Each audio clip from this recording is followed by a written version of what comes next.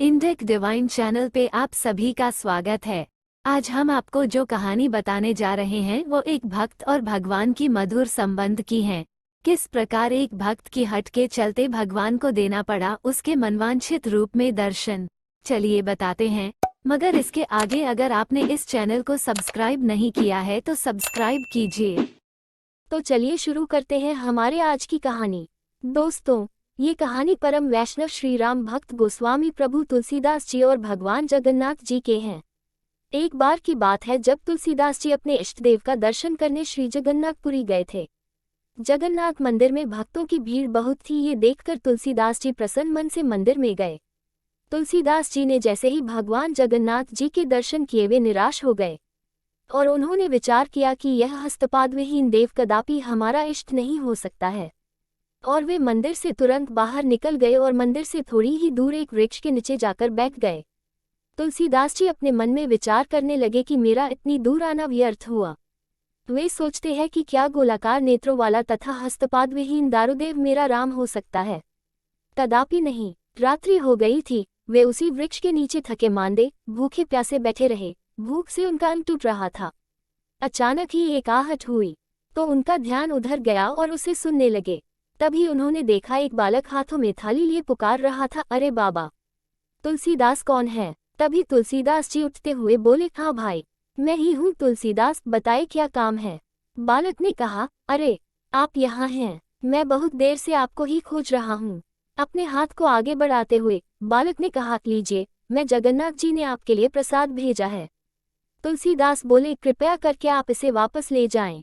बालक ने कहा कि यह तो आश्चर्य की बात है, जगन्नाथ का भात जगत पसारे हाथ, और आप इसे अस्वीकार कर रहे हैं, और वह भी जब स्वयं महाप्रभु ने भेजा।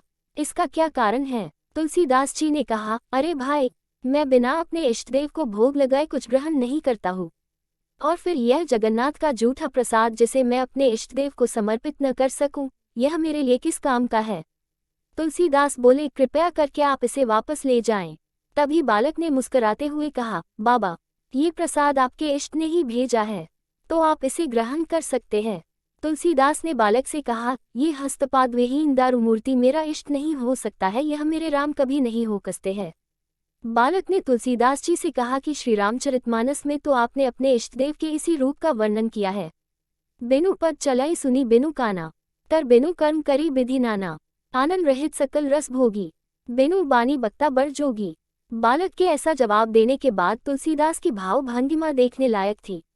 उनके नेत्रों में अश्रु बिंदु थे और मुख से कुछ भी शब्द नहीं निकल रहे थे। बालक ने थाल रखा और यह कहकर अदृश्य हो गया कि मैं ही राम हूँ। मेरे मंदिर के चारों द्वारों पर हनुमान जी का पहरा हर समय रहता है, और प्रतिदिन विभीषण मेरे दर्शन को आता है। कल प्रातः तुम भी आकर मेरे दर्शन कर लेना।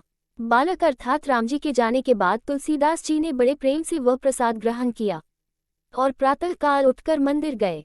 मंदिर में उन्होंने जगन्नाथ जी, बलभद्र और सुभद्रा के स्थान पर श्री राम, लक्ष्मण एवं जानकी के भव्य दर्शन हुए, और दर्शन करते ही वे भाव विभोर हो गए।